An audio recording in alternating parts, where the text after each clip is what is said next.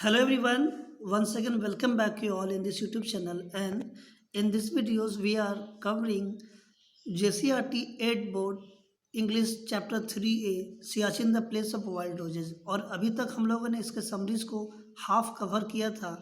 अब यहाँ के बाद हम लोग जो है इसे कंटिन्यू रखेंगे। यहाँ तक हम लोगों ने पढ़ा था।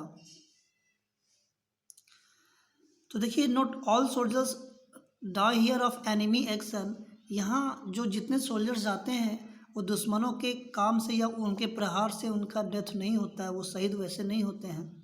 सम dies because of blood clot in the lungs cause by the thin air on the high mountains. यहाँ जो इतनी ज़्यादा ठंड होती है, इतनी ज़्यादा जो सर्द हवाएं चलती है, उनके वजह से उनका ब्लड क्लॉट, उनका जो लंग्स में जो है ब्लड जमने की वजह से होता है। जो जो सर्द हवाएं या हाई माउंटेन में जो हवाएं चलती उनके वजह से होता है। On an average 1 Indian soldier is killed every other day due to extreme weather condition. एक छोटे से सर्वे के हिसाब से हर दूसरे दिन में एक जो भारतीय सोल्जर है वो शहीद होता है, क्योंकि यहाँ का जो वेदर कंडीशंस है। The soldiers call it gentle glacier. जो सोल्जर्स इसे है एक जेंडल ग्लेशियर का इसे नाम देते हैं। और ये हो सकता है आपके एग्ज़ाम्स में, क्योंकि ये एमसीक्यूज होते हैं आपके बोर्ड एग्ज़ाम्स, तो उसमें क्वेश्चंस आता है कि सोल्जर्स जनरल ग्लेशियर किसे कहते हैं या फिर क्यों कहते हैं। The general calls it a prestige issue. They sacrifice their lives because they love their country and want to keep her border intact. अब देखिए, जो सोल्जर्स है इसे एक तरह का एक प्रेस्टीज इशू, प्रेस्टीज का मतलब एक तरह का गर्व वाली बातें या प्रतिष्ठा वाले इशू जिसे मानते हैं, क्योंकि यहाँ इन्हें अपने आप को देश के लिए सेक्रीफाइस, बलिदान देने का मौका मिलता है। और वे अखंड भारत को, जो कि इंटैक्ट है, इंटैक्ट का मतलब यहाँ अखंड है, वो भारत को टूटना जो है वो नहीं चाहते हैं, टूटने देना नहीं चाहते। The soldiers gather around the funeral pyre of their comrade on the banks of the frozen Nubra river.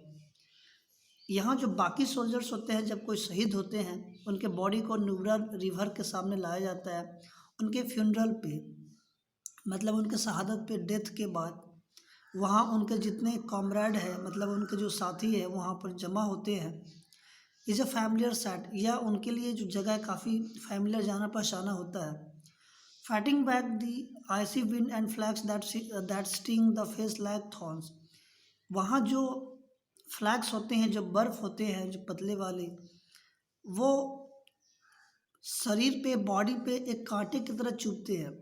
They come to pay their last respect to one of Siachen's warrior. वे लोग वहाँ इकट्ठा होते हैं न्यूब्रा रिवर के सामने। जो सियाचिन वॉरियर है, जो योद्धा है, जो सोल्जर्स है, शहीद होने के बाद वे लोग वहाँ इकट्ठा होते हैं। Daily existence here is so painful that soldiers can not be send up again for at last 15 years. यहाँ जो है डेली रहना काफ़ी पेनफुल होता है। एक सोल्जर जब यहाँ पे भेजा जाता है, उसे 15 सालों के बाद वहाँ नहीं भेजा जाता है। Of every 2 men send up, 1 is casualty. जितने भी लोग यहाँ भेजे जाते हैं, हर 2 में से एक जो है वो कैजुअलिटी का मतलब है दुर्घटना या गंभीर बीमारी का शिकार पाए जाते हैं। The main glacier and its 7 branches face blizzards with speed of up to 150 knots or 300 kilometre per hour that can blow a man off. मतलब यहाँ पर जो सर्द हवाएं हैं, ब्लिजर्ड्स का मतलब है सर्द हवाएं, जो चलती उनका स्पीड है 300 किलोमीटर पर आवर। आप इमेजिन कर सकते हो, जब भी हम एक छोटे से मोटरसाइकिल में या कार में होते हैं, तो हमारा स्पीड 90 का स्पीड भी जब जाता है, तो हमें एकदम हवा का क्या महसूस होता है, हम इस चीज़ को जो है महसूस कर सकते हैं। और वहाँ 300 किलोमीटर पर आवर के हिसाब से जो है वो हवा चलता है, जो कोई भी एक आदमी को उड़ाने के लिए काफ़ी है।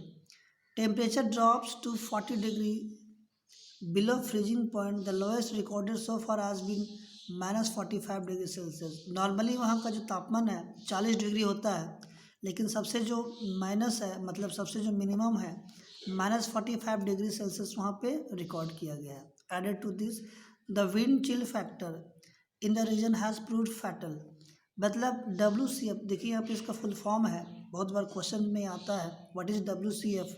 तो यहाँ पर आपके ऑप्शंस में आपको ये टिक करना है विंड चिल फैक्टर। तो वो जो है तापमान मापने मापने का, जो हवा मापने का जो एक यंत्र है, वो यहाँ पे यूज किया जाता है। The shelters and clothing given to the jawans is design to protect them from WCF of 800, मतलब जो क्षमता वाले जो कपड़े होते हैं सर्द से बचने के लिए जवानों को 800 WCF, अगर इतनी तेज़ हवाएं या सर्द हो तो वे लोग अपने आप को प्रोटेक्ट कर सकते हैं।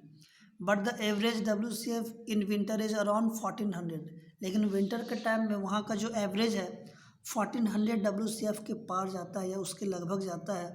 When any expose flesh will freeze within minutes, जो कि कोई भी एक फ्लेश का मतलब वैसे मांस का टुकड़ा होता है, कोई भी चीज़ को जमाने के लिए 1 मिनट काफ़ी है। In such an extreme climate normal life is virtually impossible because almost everything freeze solid. और ऐसे जगह पर एक नॉर्मल लाइफ था, जो नॉर्मल लाइफ है वो जीना उन्हें काफ़ी मुश्किल होता है। कोई भी चीज़ें मिनटों में वहाँ पे फ्रीज हो सकते हैं, जम सकते हैं। Like onions need to be cut, जो ऑनियंस जो सोल्जर्स लेके जाते हैं काटने के लिए, फ्रीज हो जाता है, जम जाता है, उसे काटना काफ़ी मुश्किल होता है। हम अपने घरों में भी जब डीप फ्रीजर में कुछ चीज़ें काफ़ी ज़्यादा टाइम तक रखते हैं तो बाहर निकालने के बाद एक बर्फ़ का आकार हो जाता है, वो उसे काटना काफ़ी मुश्किल होता है। एग्स बिकम लाइक रॉक्स, जो अंडे होते हैं एक पत्थर की तरह हो जाते हैं। And can not even be broken and most toothpaste, देखिए यहाँ पे जो एग्स होते हैं वो उनको तोड़ना काफ़ी ज़्यादा मुश्किल होता है। यूट्यूब में बहुत सारे इसके वीडियोस भी आते हैं, तो वहाँ आप देखेंगे कि जो एग्स है वो खाने लायक होते नहीं, एकदम फ्रीज हो जाते हैं। साथ ही साथ यहाँ जो टूथपेस्ट है, जेल वाले जो टूथपेस्ट है उसे छोड़ करके जितने भी टूथपेस्ट है वो फ्रीज हो जाते हैं, एक बर्फ़ बन जाते हैं। और नॉर्मल वाला टूथपेस्ट तो वहाँ पे काम ही नहीं करेगा। Chocolates become as hard as steel plates and if you bite them you could break your teeth, जो चॉकलेट वे लोग लेके जाते हैं खाने के लिए वो इतना ज़्यादा हार्ड हो जाता है एक स्टील प्लेट के जैसा, अगर आप उसे काटना चाहो अपने दांतों से तो ये आपके दांत जो है वो टूट सकते हैं। Metal and human skins become so chilled that when a Jawan tries to load his gun, the bullet stick to his gloves hand, मतलब जो बंदूकें उन्हें दिए जाते हैं सरहद पे देश की रक्षा करने के लिए, और जो ग्लव्स होते हैं उनके हाथों में, उन बंदूक को हैंडल करना, उसके अंदर बुलेट्स को स्टिक करना, बुलेट्स को डालना काफ़ी ज़्यादा मुश्किल से होता है। If he tries to take them off the skin will also peel off, और अगर जो गन होता है उसमें अगर बुलेट्स को निकालने के लिए उन्हें अगर बोला जाए या फिर प्रयास करते हैं तो उनका जो स्किन है वो छिल जाता है, मतलब इतने ज़्यादा ठंड होते हैं।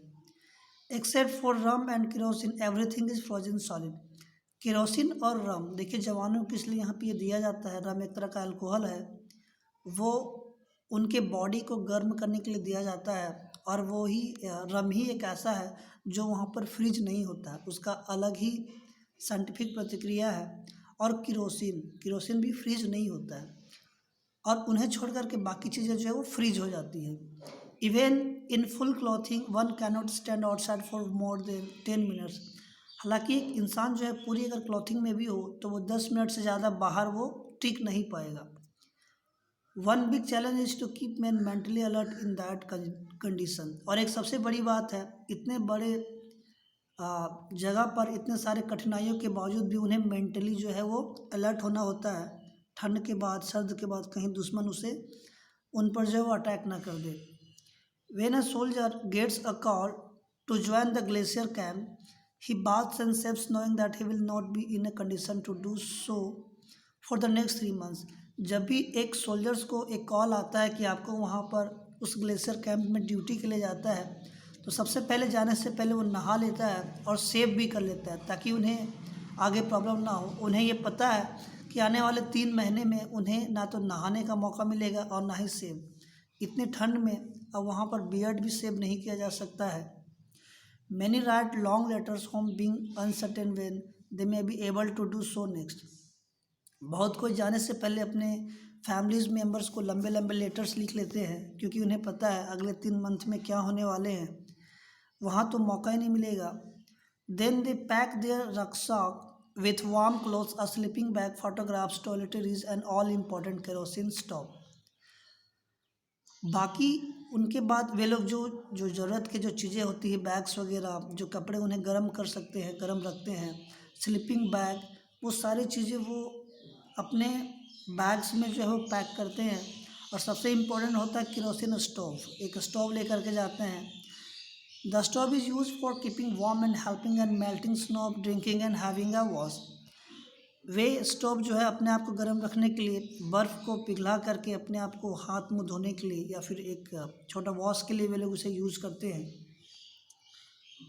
On 3rd February 2016, an avalanche hit an Indian military base in northern Siachen glacier region, trapping 10 soldiers under deep snow. अब देखिए ये बात 3 फरवरी 2016 का है, जो एक बड़ा एवलेंच का मतलब है हिमस्खलन हुआ था और उसमें से 10 सोल्जर जो है उसके अंदर चले गए थे। उनमें से में एक था lance naik Hanumanthappa Koppad, an Indian soldier with the Madras regiment of Indian army. Madras के थे वो और इंडियन रेजिमेंट में उनका ड्यूटी था। Survived the massive avalanche. उन 10 सोल्जर में से एक सिर्फ लैंस नायक हनुमन थप्पा कोपड़ ही थे जो उसमें से जीवित बचे थे। ये उनका इमेज है, आप इसे गूगल पे भी सर्च कर सकते हो। उनकी बहादुरी की बहुत सारे किस्से यहाँ पर मिलेंगे आपको। He was found during post disaster avalanche rescue operation by the Indian army 6 days after the disaster. मतलब जिस दिन वो घटना घटी थी, 10 सोल्जर हिमस्खलन की वजह से जो बर्फ़ के अंदर दब गए थे, उसके 6 दिन के बाद उन्हें डिस्कवर किया गया था एक बचाव दल के द्वारा, सैनिक बचाव दल के द्वारा। उनकी सांसें भी चल रही थी। He was rescued from 35 feet beneath the snow in -45 degree temperature. मतलब 35 फीट गड्ढे में वो चले गए थे और वहाँ का जो टेम्परेचर था -45 डिग्री सेल्सियस था। 9 other personal at the post dad in the incident. और बाकी जो 9 साथी थे वो उसी घटना पर उसी समय ही उनका जो है वो डेथ हो गया था, वे लोग शहीद हो गए थे। कोपर्ड also couldn't survive for long due to multiple organ failure. After a few days he died. और यहाँ देखिए जो कोपर्ड भी थे वो भी काफ़ी लंबे समय तक नहीं जीवित रह सके क्योंकि उनके बहुत सारे जो ऑर्गन्स थे वो फेल हो गए थे उस ठंड की वजह से। Avalanche and other environmental factors are the leading cause of death in Siachen. यहाँ जो पर्यावरणीय जो हिमस्खलन है और बाकी जो चीज़ें होती है वहाँ पर, डेथ का सियाचिन में सबसे एक मेजर कारण है। Over 780 soldiers have lost their lives in the recent past due to extreme climatic condition and environmental factors.